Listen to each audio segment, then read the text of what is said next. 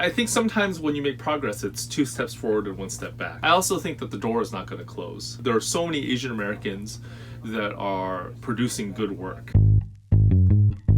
I began collecting comic books when I was in the 5th grade. So ever since then, I've been very interested in comic books. And when I was a child, I used to write and draw my own comic books. I did it with a friend named Jeremy, my best friend in 5th grade. We would Xerox copy our art and then staple it in books and then sell them. Then after I graduated from college, because I've loved comic books my entire life, I knew I wanted to publish a comic book. I began as a self-publisher, which meant I would write and draw the comic and then I would print it up myself and get it distributed myself. Eventually, after doing that for a number of years, I attracted the attention of a publisher. Yeah, thank you. My dad really wanted me to be a doctor or a lawyer or an engineer. I listened to him. I got a degree in computer science. I worked as a computer scientist for a couple of years before becoming a high school teacher. I think my approach to comics has always been not necessarily as a job, but as an art form. And this was something I was going to do whether I was going to make money at it or not. And my purpose wasn't necessarily to make a living at it. My purpose was to try to get as good at it as I could. I don't know if I have full control over my career, but what I do have full control over is I can work to get better at making comics. The book and the show are about something very specific. They're about being Chinese American or being Asian American.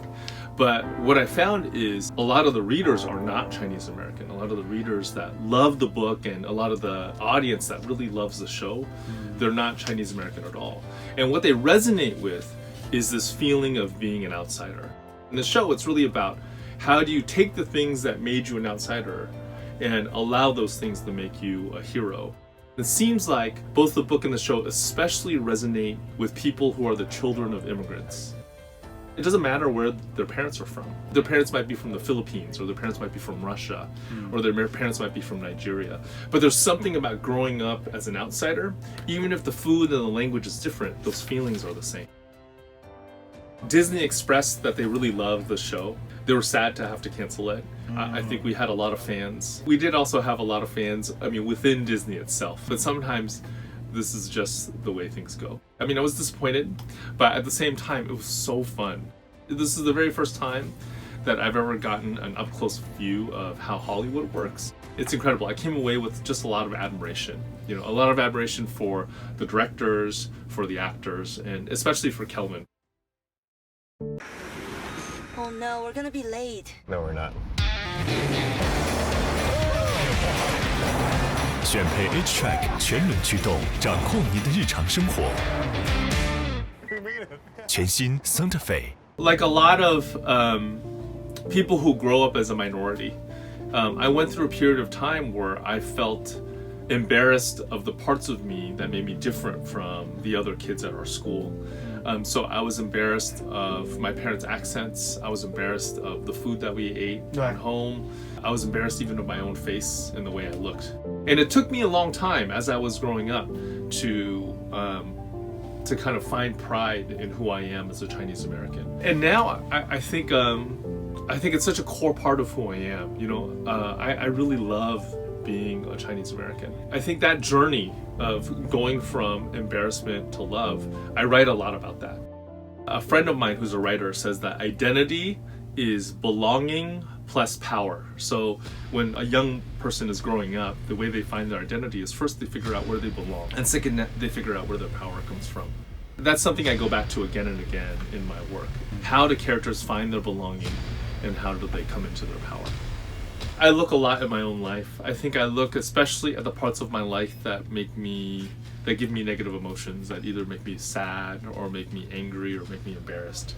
A story is often about conflict, about how characters work through conflict. So if I look at the parts of my life that cause conflict, I can find story ideas. Most recently, I had a book called Lunar New Year Love Story come out. It was one that was written by me and drawn by a good friend of mine named Luen Yang, who is a Vietnamese-American artist. And it's a rom-com. It's about these 2 teenagers who grow up in Oakland, California. They fall in love. It's a very Asian-American book. I lived in Oakland for a very long time. And the Asian-American community is pretty mixed. So that story reflects that. The main character is a Vietnamese girl, and then she's in this love triangle. and one of the boys is Taiwanese American, and then the other one is half Chinese and half Korean. The inspiration actually is from my relationship with my wife. So I am married to a Korean American, and when we met, when we were dating, I really wanted to celebrate Valentine's Day, but she didn't want to celebrate Valentine's Day because she thought it was a scam. She thought it was a made-up holiday that was just meant to sell us candy and cards. So she didn't want anything to do with it. My way to get her to celebrate Valentine's Day with me was to do Lunar New Year instead.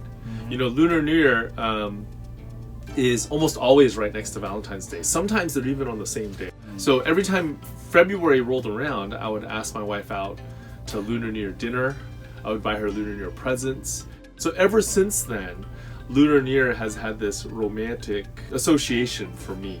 So I've been thinking a long time I wanted to do some kind of a romantic comedy book that was about Lunar New Year and Valentine's Day, and that's what this book is. I think we're getting more and more visibility. You know, when I was a kid, I could not have named 5 Asian American actors or actresses. Now there are a lot of very visible Asian Americans in entertainment. I think that's really important. And I think even in my own field, even in comics, there are a lot of very important Asian Americans, writers and artists. I also think that America is more open to our stories. You know, back when I was a kid, there's just no way there would be a book about an Asian American main character. But now there are a lot. I think it's important for us as Asian American storytellers to keep our heads up.